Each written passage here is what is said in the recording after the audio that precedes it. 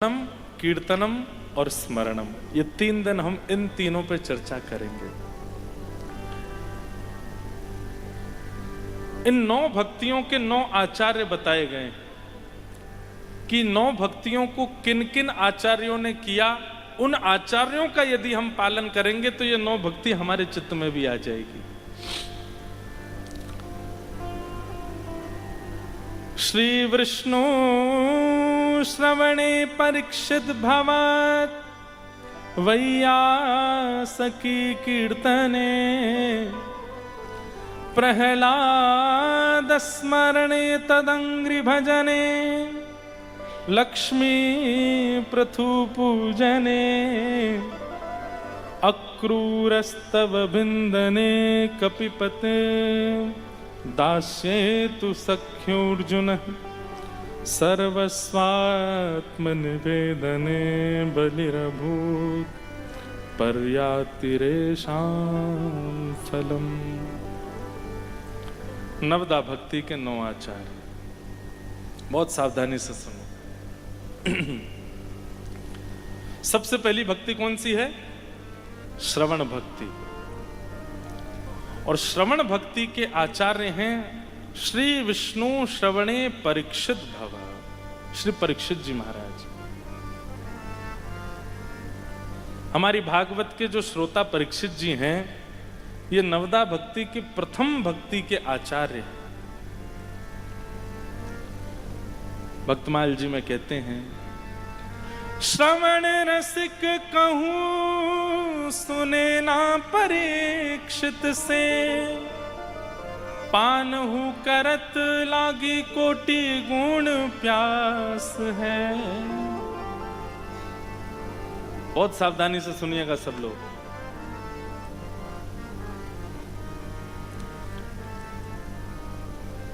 कैसे श्रोता हैं श्री परीक्षित जी महाराज? हमें ऐसा लगता है कि नवदा भक्ति में सबसे ज्यादा कठिन यदि कोई है तो वो पहली है, श्रवण। लेकिन आप कहेंगे महाराज जी, कथाओं में लाखों की तादाद में भीड़ आती है, हजारों लोग कथा सुनने आते हैं, ऐसे तापड़े में भी लोग सुनने कथा आ रहे हैं, और आप कह रहे हैं सबसे कठिन श्रवण भक्ति। आना बड़ी बात नहीं है, बैठना बड़ी बात नहीं है, सुनना भी बड़ी बात नहीं है, पर इस सुनी गई कथा को जीवन में लागू करना ये बहुत बड़ी बात है। सबके जीवन में नहीं हो पाता। परीक्षित जी महाराज के लिए कहते हैं, बोले पान हूं करट लागी कोटि गुण प्यास है।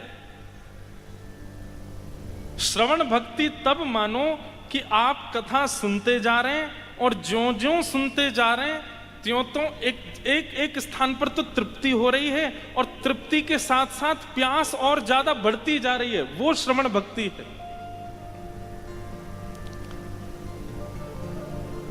कथा सुनने के बाद में ऐसी स्थिति हो जाए, तृप्ति का अनुभव हो गया, अब बस बहुत मिल गया, हमको प्राप्त हो गया, अब पूर्णता है, ये श्रवण भक्ति नहीं है। श्रवण भक्ति का स्वरूप तो ये कि आप घूंट घूंट पानी पियो, और ज्यों ज्यों घूंट पियो त्यों त्यों प्यास बढ़े। उल्टी रीत है श्रवण की। और इच्छा बढ़े, और कामना बढ़े, और सुनने की लालसा बढ़ने लग जाए, वो श्रवण भक्ति। और ऐसी भक्ति श्री सुखदेव जी महाराज, परीक्षित जी महाराज में। भागवत के 10वें स्कंद में जब कृष्ण लीला प्रारंभ होती है, बहुत सावधानी से सुनिएगा। 4 दिन से परीक्षित एक आसन पर बैठे हैं, ना अपने पांव सीधे किए, ना अपनी कमर टेढ़ी मेढ़ी की है, ना एक बार भी लेटे हैं, ना कुछ पान किया, ना कुछ खाया है। 4 दिन से अनवरत सुखदेव जी महाराज की कथा श्रवण कर रहे हैं। और 4 दिन बाद जब श्री सुखदेव जी 2 श्लोकों में पूरी कृष्ण लीला सुना देते हैं,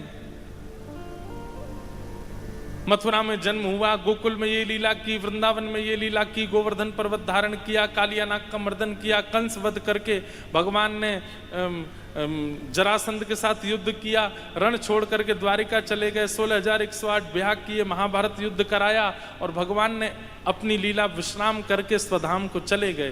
पूरी कथा जब 2 श्लोकों में सुना दी तब परीक्षित कहते हैं, भगवान कथितो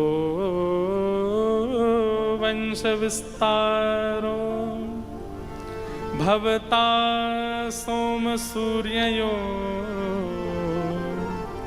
राज्ञां चोभय वंश्याना चरितम परमाद्भुतम। महाराज, आपने ये क्या किया? इससे अच्छा तो मैं तक्षक सर्प के डंसन से मर जाऊं। लेकिन 4 दिन तक कथा सुनाने के बाद, जिनकी कथा सुनने के लिए मैं भोजन पानी सब छोड़ करके एक आसन पर बैठा हूं, उनकी कथा आप 2 श्लोकों में सुना रहे हैं मुझे। भगवान, मुझे विस्तार से सुनाइए। आपने इतने राजाओं की कथा सुनाई, मैं सब सुनने के लिए तैयार था, लेकिन जिनकी कथा सुनने के लिए मैं बैठा हूं, कृपा कर उनकी कथा मुझे विस्तार से सुनाओ।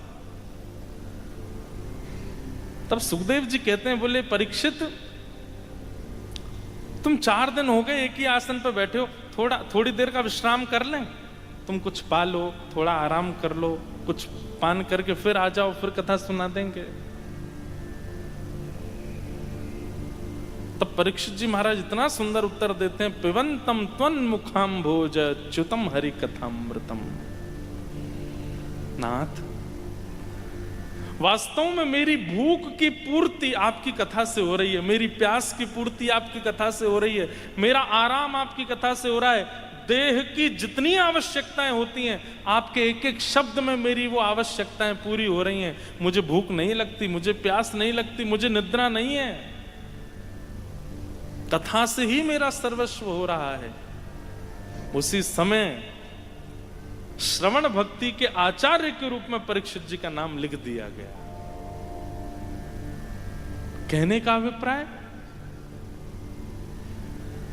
भोजन भी कथा है, पान भी कथा है, आराम भी कथा है। देह के जितने अभिमान होते हैं, वो सब अभिमान की पूर्ति हम लोग करते हैं। जैसे बैठने पर भी देह को अभिमान होने लगता, अच्छा एक ही आसन में मुझे बैठा रखा है, तो हम लोग थोड़ा थोड़ा ढीला कर देते हैं, थोड़े यूं बैठ जाते हैं, ऐसे बैठ जाते हैं। ये भी एक अभिमान है। देह हमसे कहता, मैं तुम्हारे वश में नहीं हूं, मुझे सीधा बैठाओ, मेरे हाथ पांव टेढ़े मेढ़े करो, कभी कभी अंगड़ाइयां लेते रहा करो। अच्छा 2 घंटे हो गए कथा सुन रहे हो, पानी कौन पिलाएगा? उठ के जाते हैं, फिर पानी पिलाते हैं इसको। अच्छा 3 घंटे कथा सुनी, उसके बाद प्रसाद नहीं मिला, कल से नहीं आना यहाँ कथा सुनने। यहाँ तो है प्रसाद की व्यवस्था, सब लोग प्रसाद पाके जाना, सबकी व्यवस्था है। नहीं तो कई लोगों का देह जो है वो चिंता पर कर देता है मजबूर। इतनी सुबह उठ के धूप तापड़े में कथा सुनने गए, प्रसाद ही नहीं था, कल से काय को जाना। देह का अभिमान करवाता है आपसे। पानी की व्यवस्था दूर पड़ जाती, भीड़ बहुत है, कैसे उठ के जाएं? कल से यहीं से सुन लो, लाइव सुन लेना यूट्यूब पर ही। देह का अभिमान करवाता है ये सब। जहां देह का अभिमान नष्ट ही ना हुआ, वो कथा कैसे? अभी तो केवल इतना नष्ट हुआ कि आप अपने घर से यहां आ गए, कथा सुन रहे हैं, फिर चले जाएंगे। पर देह ऐसा हो जाए कि अब कथा और भगवत वार्ता के अलावा कुछ चाहिए ही नहीं। यत्र यत्र रघुनाथ कीर्तनम तत्र तत्र कृतमस्तकांजलिम वाष्पवारि परिपूर्ण लोचनम मारुतिम नमत राक्षसांतकम। श्री हनुमान जी महाराज साकेत केवल इसलिए नहीं जाते हैं क्योंकि साकेत में कथा नहीं होती। प्रभु चरित सुनवे को रसिया, राम लखन सीता मन बसिया। अब आप लोग यहां बैठे हो तो सब लोग इसमें मना ही करोगे, लेकिन आपको अगर प्रलोभन दे दिया जाए कि एक स्थान पर आपको बढ़िया एसी एयर कंडीशन रूम मिलेगा, सुबह शाम जो चाहोगे पाने को मिलेगा, जैसे चाहोगे पीने को मिलेगा, सब कुछ सुविधाएं A to Z मिल जाएंगी, कुछ करने की आवश्यकता नहीं है, पड़े रहो, खाते पीते रहो, मस्त रहो। कहीं घूमने जाना, हवाई जहाज की टिकट आ जाएगी, बिजनेस क्लास में बैठ के घूमने चले जाओ, वहां जाओगे वहां बड़ी गाड़ी आएगी लेने, सब कुछ सारी व्यवस्थाएं मिलेंगी। जीवन पूरा आपका व्यवस्थाओं से युक्त हो जाएगा, लेकिन कथा नहीं मिलेगी। सब राजी हो जाओगे। अभी सब कह रहे नहीं महाराज जी हम नहीं जाएंगे, पर नहीं, सब राजी हो जाओगे। पर श्री हनुमान जी महाराज साकेत जाने से पहले हनुमान जी राम जी से कहते हैं वहां कथा होती है।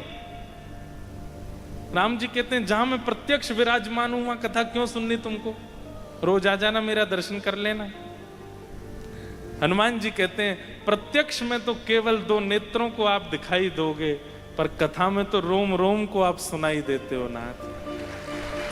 प्रत्यक्ष में तो केवल इन 2 को सुख मिलता है, प्रत्यक्ष में तो केवल इन 2 पुतलियों को सुख मिलता है, पर अप्रत्यक्ष में जब कथा होती है तो ऐसा लगता है मानो रोम रोम होऊं मैं तो श्रवणमयी रे, कृष्ण नाम जबते श्रवण सुनो री आली, भूली री भवन में तो बावरी भई रे।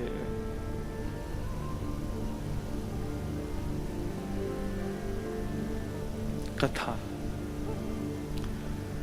कथा के प्रति, हरि चर्चा के प्रति, हरि वार्ता के प्रति ऐसी तत्परता सुखदेव जी में देखी जाती है, परीक्षित जी में देखी गई, इसलिए उनको श्रवण भक्ति का आचार्य बताया गया। भोजन त्याग दिया, निद्रा त्याग दी, आराम सब छोड़ दिया कथा के आगे, कथा सर्वस्व है। इस श्रवण भक्ति के आचार्य। अब मन में एक भाव आया था कि आचार्यों पर चर्चा करेंगे कि नवदा भक्ति के आचार्य कौन हैं, और फिर उसके बाद नवदा भक्ति के देवता कौन से।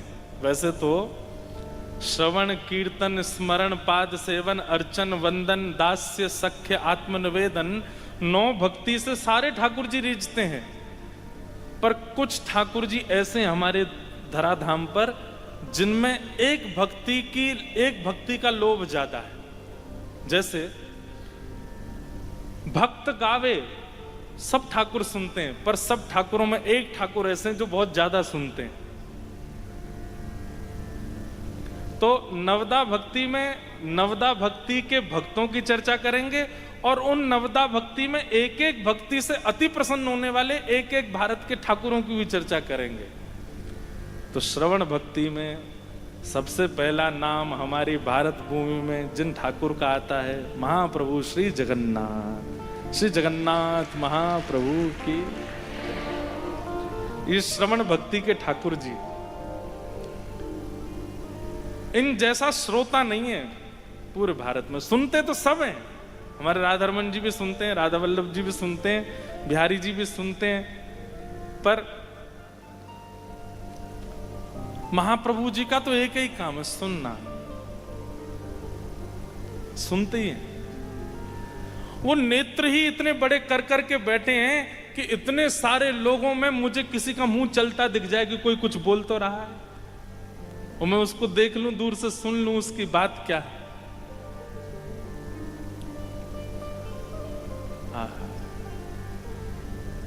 श्रित कमला कुच मंडल धृत कुंडल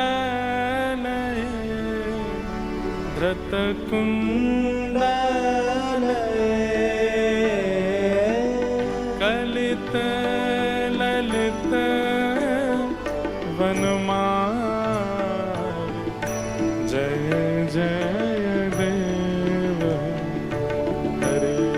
ओ कलित ललित वनमाल जय जय देव आपको मुझको नहीं पता चला होगा, पर महाप्रभु जगन्नाथ जी जैसे ही श्रुत कमला कहा है इतने में ही जोधपुर आ गए और यहां बैठ करके सुन रहे होंगे। देखो वो कोई लाली लेके आई है जगन्नाथ जी को, आ गए महाप्रभु जगन्नाथ। ये सुनने के देवता। भक्तमाल जी में वर्णन करते हैं, एक माली की बेटी वो जब जाती है बैगन तोड़ने के लिए बगीचे में और वहां बैगन तोड़ते तोड़ते गाती है, अभिनव जलधारा सुंदर धृत मंदार धृत मंदार अभिनव जलधारा सुंदर धृत मंदार धृत मंदार श्रीमुख चंद्र चकोर जय जय देव हरे। श्रीमुख चंद्र चकोर जय जय देव अरे हरे। ऐसे ठाकुर हैं महाप्रभु जगन्नाथ, साल भर तो मंदिर में बैठ के सुनते हैं, लेकिन कई ऐसे भक्त हैं जो भीतर नहीं आ पाते तो उनके लिए निकल के बाहर आ जाते और रथ में बैठ के भी सुनते हैं। यहां सुनाओ, भीतर नहीं सुना पाए तो मुझे यहां सुनाओ। आहे नील शैल प्रवर मत्ता वरुण प्रवर मत्ता वरुण मुआरत नलिने बनकु कर दलना आहे नील शैला। साल वेग वो मंदिर नहीं आ पाया, उसके लिए ठाकुर जी जगन्नाथ रथ पर आ गए और रथ में बैठ करके प्रतीक्षा कर रहे हैं। लाखों करोड़ों की तादाद में वैष्णव रथ खींच रहे हैं, नंदी घोष रथ आगे बढ़ नहीं रहा है ठाकुर जी का। बलभद्र सुभद्रा जी का रथ बढ़ने लगा, आधा मार्ग पार कर गए, लेकिन महाप्रभु जगन्नाथ जी अभी भी श्री मंदिर के सामने खड़े हैं। वैष्णव जाकर के मंदिर के दैतापति राजा आदि सब जाकर के प्रार्थना करते हैं, महाप्रभु जगन्नाथ कोई अपराध हुआ हमसे, आपका रथ आगे क्यों नहीं बढ़ रहा है। महाप्रभु जी आज्ञा करते हैं, अपने घर की छत पर कोसों दूर खड़े होकर के एक भक्त मुझे पुकार रहा है, गा रहा है, और वो मेरे दर्शन नहीं कर पाया आज तक। मेरी भी प्रतिज्ञा है, जब तक वो मेरे सामने नहीं आएगा आज मेरा रथ आगे नहीं बढ़ेगा, उसको बुला के लाओ। मतलब आप करोड़ों का खर्चा कर दीजिए, महाप्रभु जगन्नाथ केवल वाणी से ही रीझेंगे। वो वाणी के श्रवण भक्ति के आचार्य यदि परीक्षित जी हैं तो श्रवण भक्ति के ठाकुर जी हमारे महाप्रभु जगन्नाथ हैं।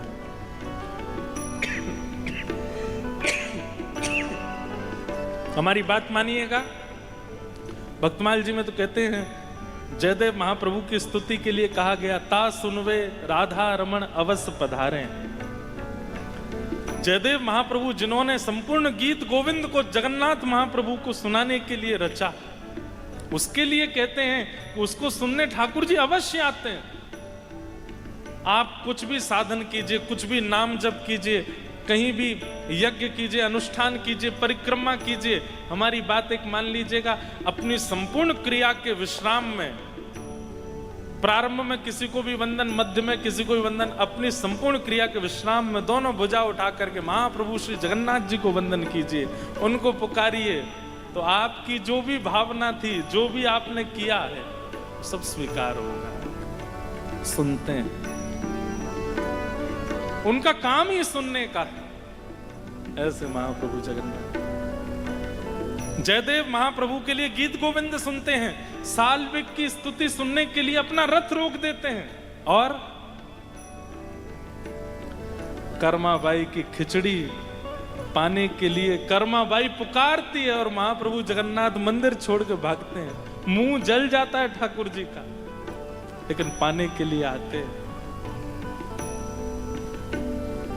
कर्माबाई की खिचड़ी में कोई विशिष्ट सामग्री नहीं है, लेकिन जितनी देर सामग्री ठाकुर जी पाते हैं, उतनी देर कर्मा जो भोली भाली बातें करती है ना, वो सुनने महाप्रभु जगन्नाथ जी आते हैं, उसकी वो वार्ता सुनने ठाकुर जी आते हैं।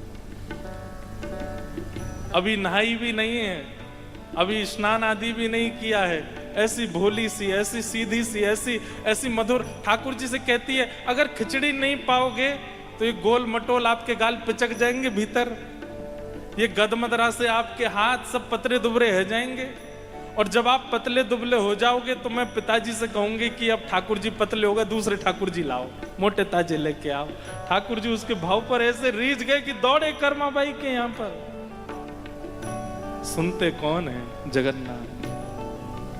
जय जय जगन्नाथ, जगन्नाथ जगन्नाथ रक्षमा, जगन्नाथ जगन्नाथ जगन्नाथ रक्षमा। जय जय महाबाहो, महाबाहो, महाबाहो पाहि मां। जय जय महाबाहो, महाबाहो, महाबाहो पाहि मां। जय जय जगन्नाथ, जगन्नाथ जगन्नाथ रक्षमा। जय जय जगन्नाथ, जगन्नाथ जगन्नाथ रक्षमा।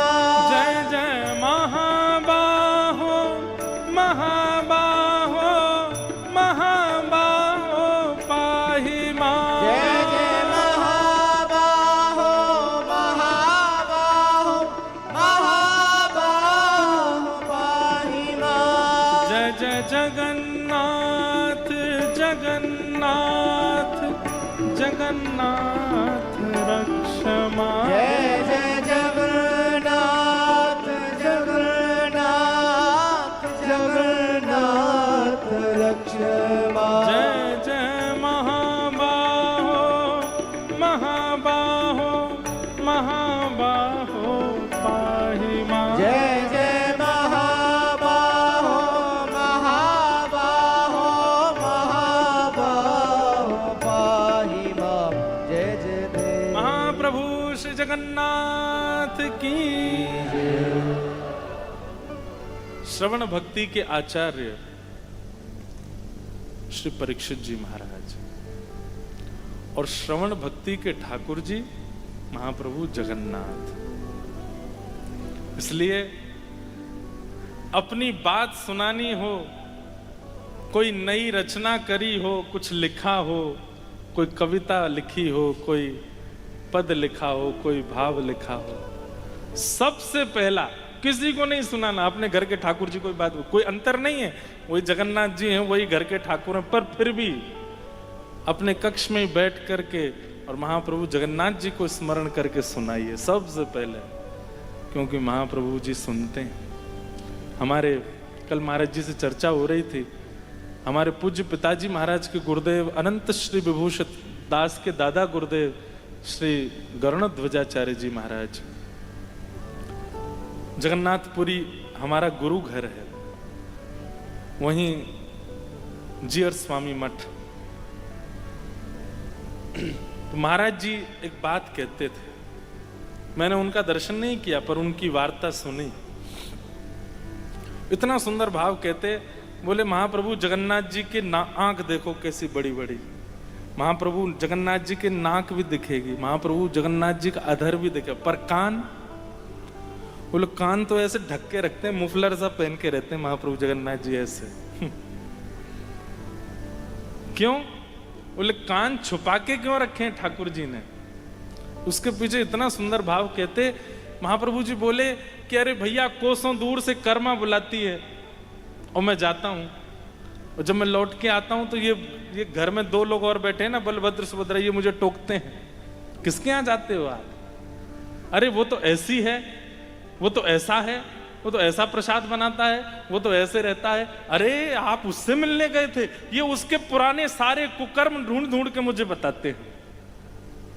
और दूसरी बात कहते हैं कि जब ठाकुर जी जाते हैं किसी भक्त के पुकारने पर, तो बलभद्र और सुभद्रा जी ठाकुर जी कहते हैं, ए जगन्नाथ जी कहां जा रहे हो? तो ठाकुर जी सुनते नहीं है, चले जाते। बलराम जी कहते हैं, आन दे आए बताऊंगा आज। जब ठाकुर जी भक्त पर कृपा करके लौट के आते हैं, बलराम जी कहते हैं, अरे लाला तो इतनी बार कहीं सुने ना है बातन ने, तो कितनी कहीं रुक जा माने ना है। तो महाप्रभु जगन्नाथ जी कहते हैं, मेरे कान तो ढके हुए, मैं कहां से सुनूं? मुझे सुना ही नहीं दिया। मैं अपने कान तो ढक के रखता हूं, बिल्कुल बंद करके रखता हूं। आपको समझ जाना चाहिए, जिसके कान ही ढके हुए उसको सुनाई कैसे देगा? आजकल बच्चे वो लगा घूमते हैं ना, हेडफोन लगा के घूमते हैं। उनकी मम्मी बुलावे, पापा बुलावे, भैया बुलावे, बहन बुलावे, कोई बुलावे, सुनते ही नहीं है। कान में हेडफोन लगा रहता है, उसमें दुनिया भर के संगीत चलते रहते हैं। ऐसे ही ठाकुर जी महाप्रभु जगन्नाथ जी भी हेडफोन लगा के रखते हैं। किस लिए? कि कहीं मैं किसी भक्त पर कृपा करने जाऊं तो पहले तो मुझे कोई टोके ना, मुझे कोई रास्ते में बतावे ना, कहां जा रहे हैं? अच्छा उस पर कृपा करने, वो तो ऐसा है, वो तो ऐसा है, वो तो ऐसा है। ठाकुर जी कहते हैं, मैं सुन ही नहीं रहा हूं, मैंने कान बंद कर रखे हैं अपने। भक्त ने पुकारा, उसकी बात मुझे सुनाई दे गई, उस बीच में मुझे कोई रोके टोके, उसके लिए ठाकुर जी कान बंद रखते हैं। और फिर लौट करके आऊं तो कहीं बलभद्र सुभद्रा यूं नहीं कहें कि हमने रोका था तुम सुने क्यों नहीं? तो ठाकुर जी उनको भी कहते हैं, मैं तो कान बंद कर रखे हैं, कहां सुनाई देता है? सुभद्रा जी कहते हैं, लाला हम तो रोके वो सुनाई ना देवे, रास्ता में तो कोई इतने सबरे टोके हैं, वो तो कुछ, लेकिन कोई कोसन दूर से बुलावे, वो तो कैसे सुनाई दे जाए? ठाकुर जी कहते हैं, भक्ति भक्त भगवंत गुरु चतुर नाम वपु एक। भैया सुननी तो उसकी जाती है जो हमसे विलग हो, पर भक्त तो मेरे ही है। मैं भक्तन को प्राण, मैं भक्तन को दास, भगत मेरे मुकुटमणि। भक्त जब पुकारते हैं तो वो तो मेरे भीतर ही निवास करते हैं, उनकी वाणी मुझे सुनाई दे जाती है और मैं जाता हूं सुन। श्रवण भक्ति के कितने प्रमाण महाप्रभु जगन्नाथ जी के आपको प्राप्त होंगे। गुंडीचा क्यों जाते हैं रथ पर बैठ करके? अपनी मैया के पुकारने पर जाते, मैया बुला रही है हमारी, इसलिए ठाकुर जी बिल्कुल ऐसे गदमदरा से और ऐसे उछल उछल के कूद के आते हैं ठाकुर। मतलब भक्त ये प्रमाणित कर देते हैं ठाकुर जी कि तुम बुलाओ, जैसे गुंडीचा जा रहा हूं तुम्हारे घर भी आऊंगा, और ऐसे कूद कूद के आऊंगा ऊपर से। और कोई ठाकुर निकल के नहीं जाते अपने मंदिर, सब भीतर बैठे रहते हैं, बढ़िया एक ही स्थान पे बैठे हैं, वहीं श्रृंगार कराते हैं, वहीं स्नान करते हैं, वहीं प्रसाद पाते हैं। तुम्हारी गरज पड़े तुम आके मिल लो हमसे। पर महाप्रभु जगन्नाथ जी तो अपनी स्थिति आपको बता रहे हैं कि भाई तुम पुकारो, हमारे पास तो रथ भी है, खींचने वाले भी हैं, हम उतर के आ भी सकते हैं, पर पुकारने वाला चाहिए। तो मतलब सुनने की स्थिति ठाकुरों में यदि कहीं है तो महाप्रभु श्री जगन्नाथ जी। तो श्री जगन्नाथ जी कौन है? श्रवण भक्ति के ठाकुर है। गीत गोविंद इतना प्रिय है ठाकुर जी को।